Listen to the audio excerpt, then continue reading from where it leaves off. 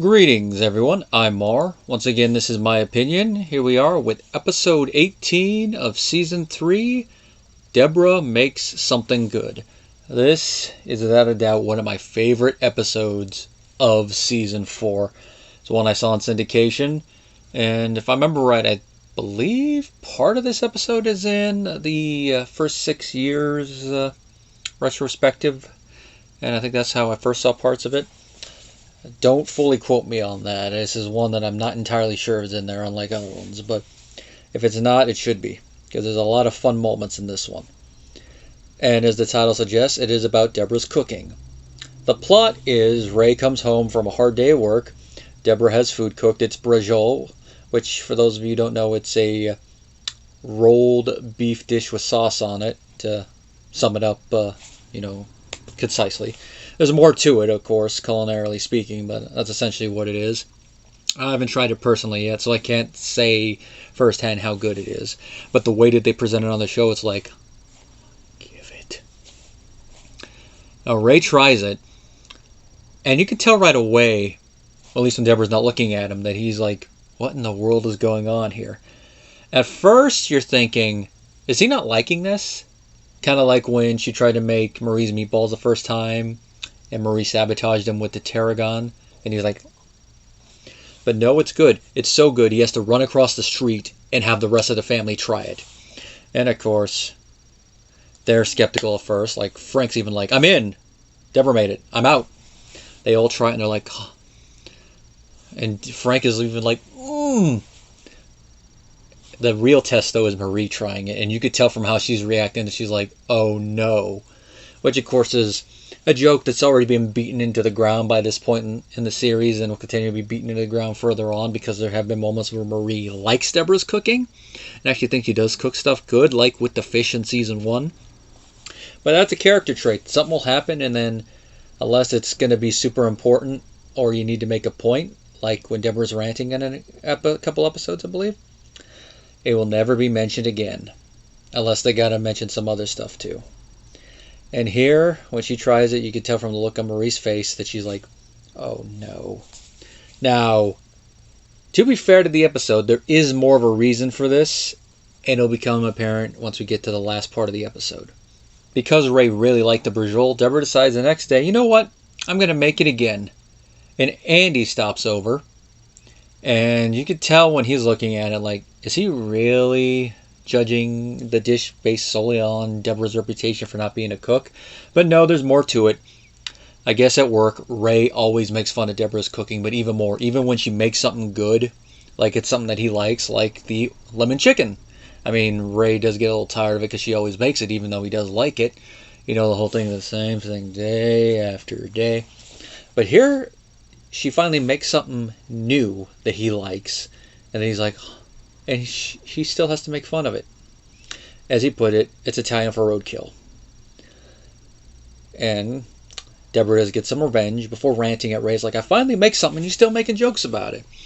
And Ray counters with, hey, it's guy jokes and all that, which I do side with Debra on this. It's like, just because you're doing guy talk, you don't go, she made this, it's Italian for roadkill. It's like, you actually talk to your spouse or significant other or whatever phrase you want to put in there, you talk it up. Like, it's like, oh, she made excellent brajol. It's one of the best things she's ever made. You guys got to definitely try this. I know I talk about her, go from there. You don't go, oh, it's Italian for roadkill. You actually talk it up. But no, that's one way Ray is still Ray. I mean, I call him a man-child and play the other things, but this goes up far beyond man-child. This is like a different level of stupid. I don't know exactly what phrase best describes it. Oh, I'm going to use a phrase that Ray uses in another episode, and that Debra always likes to use. Idiot. Now, Frank also still loves it, and this is where that thing I mentioned a little bit ago about Marie comes into it.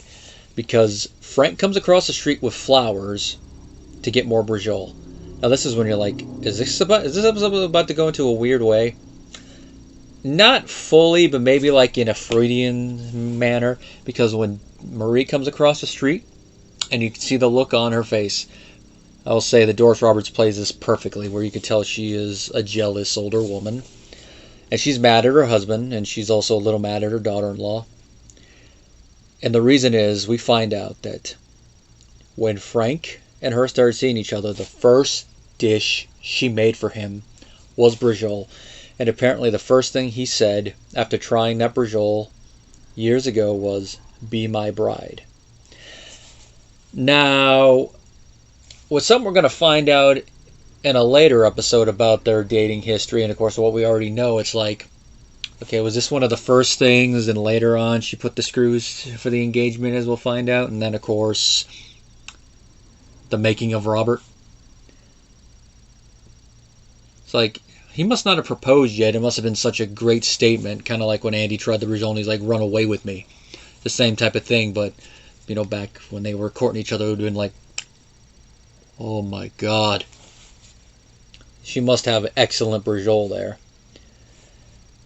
Now, according to IMDb with this, though, there's a continuity error in there, because based on the year that Marie cites, the two would have had to have married at the age of 14. Then again, we don't know how old these two were when they started seeing each other, but they never make any reference to being high school sweethearts, so I'm assuming they started seeing each other in their 20s somewhere. But that's just an assumption, because they never really fully touch on the history. Although it is a continuity error when they get into a discussion of Frank says he's 64, yet 2 seasons ago he turned 65. Maybe a couple of his years were deleted. Of course, Frank and Marie do end up making up by the end of the episode, because they're talking about other dishes and all that, and it's a nice little tender moment, nice little way to end it. And the last line does touch on the thing I said earlier, which could be summed up in my mantra for this series: sitcom writing. And away we go. And of course, Debra and Ray do make up, of course, in this episode, but the little asterisk on the whole thing that goes from their first part of their discussion to the little argument about why you make the wife jokes is, of course, Debra putting some sauce on Ray's pants. And that's the hallmark shot of this episode, when he stands up and the sauce is in his crotch. It's like, oh, it's a good thing it's sauce and not broth, or else Ray there would be feeling like how another one of Peter Boyle's characters did in Young Frankenstein. All in all, Debra makes something good. It's a pretty fun episode. Nice little premise. Another little family one. Like, I haven't said it in a while, but this could have taken place in any season, but I feel season 4 is a perfect time for this to be. The characters about the right ages, the right amount of stuff has happened, that we really feel for these characters and see the interactions between them and believe them. The interaction between Ray and Debra, between Debra and Andy, Debra and Frank, Debra and Marie, all of them. I really do believe it. And it really does add to the humor and, of course, a little bit of the interpersonal drama. Nice little finding out about some more about Frank and Marie's courtship, because they only touch on it every now and then. So it's like one of those things that it's probably best left to the imagination with the few snippets we get. Robert doesn't have a lot to do, but post-Goring and pre-returning to work, there's not really a lot for him to do other than hobble and maybe provide the occasional bit of exposition. And in this episode, all he's there is for like a couple funny set pieces, like when he sits in the sauce. Which is a nice little moment, and Brad Garrett sells it pretty well. Yeah, this is another episode from this season I say you should show somebody. If you're gonna just show them the highlights, this is definitely one of the highlights, especially of the latter half of the season.